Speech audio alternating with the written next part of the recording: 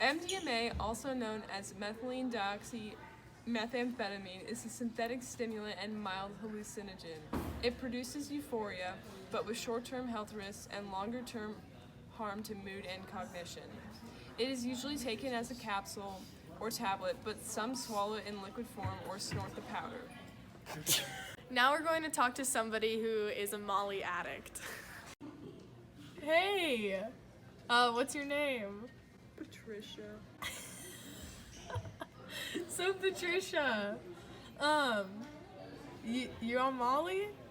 Yep. Oh, are you okay? It's hot. It's hot. Yeah, doesn't it make your temperature not regulate? I don't know.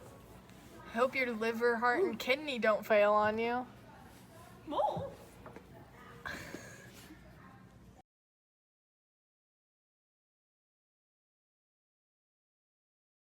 It's also known as blue, crystal, ice, meth, and speed.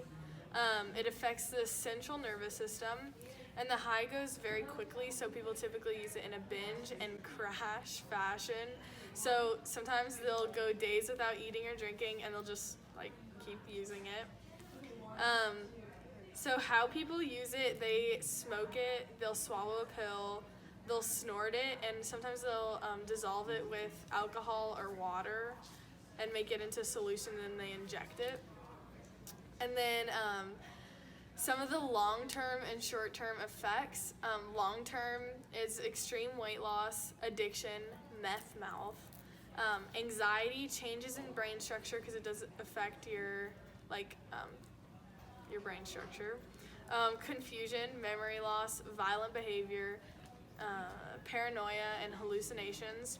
Short term would be increased wakefulness and physical activity, decreased appetite, which is why people go a long time without eating or drinking while they're on it, faster breathing, rapid and or irregular heartbeat, which can lead to a stroke or heart failure, and then increased blood pressure and blood temperature.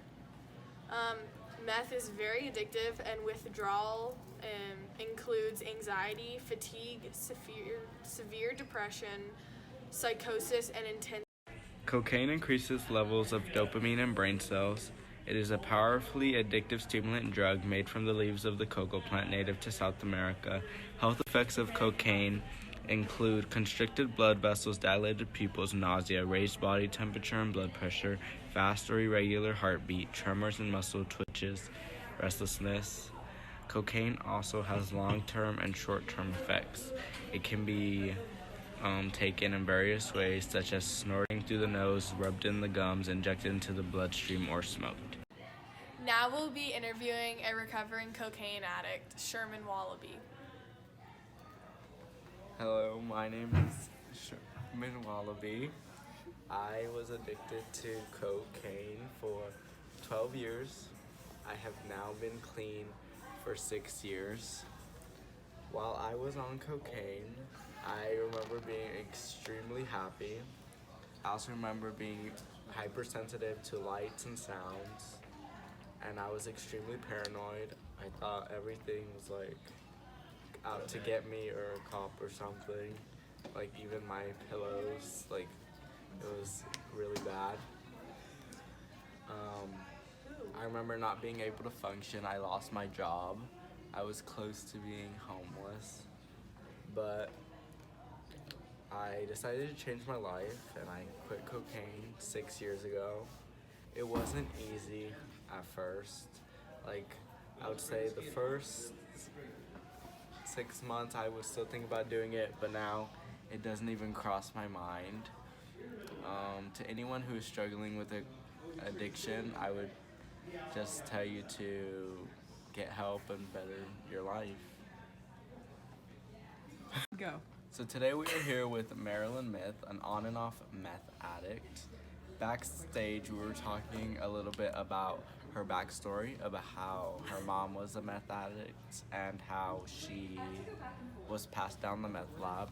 So let's just hear a little bit of her story. Yeah, so when I was 5, my mom OD'd, and by the time I was 6, I was proficient in proficient in all things meth labs. And so I took over. So at this point when your mom OD'd, where was your dad or any family, or were you just on your own? He was gone. So you were basically on your own at this time? Yeah. So how long were you addicted for? Off and on 10 years. Are you clean now? Yes. Okay. How did you feel while you were on the drug? I felt. Wait. Hold on. About saying I was clean. Mm-hmm. I lied. Did it before I rolled up here. Interesting. I could tell. I just didn't want to say anything. Oh. Anyways, so how do you feel while you're on the drug? So tell me how you're feeling right now. Good. And have you ever considered rehab? You have. So it's not working for you? No. No. And what would you tell someone who is struggling with meth addiction? That they should get help. But, I mean, you haven't gotten help. Yeah. Help. And are you still in the meth lab business today? That's classified information. Okay, well that was Marilyn Smith. My friends call me Meth Head Marilyn.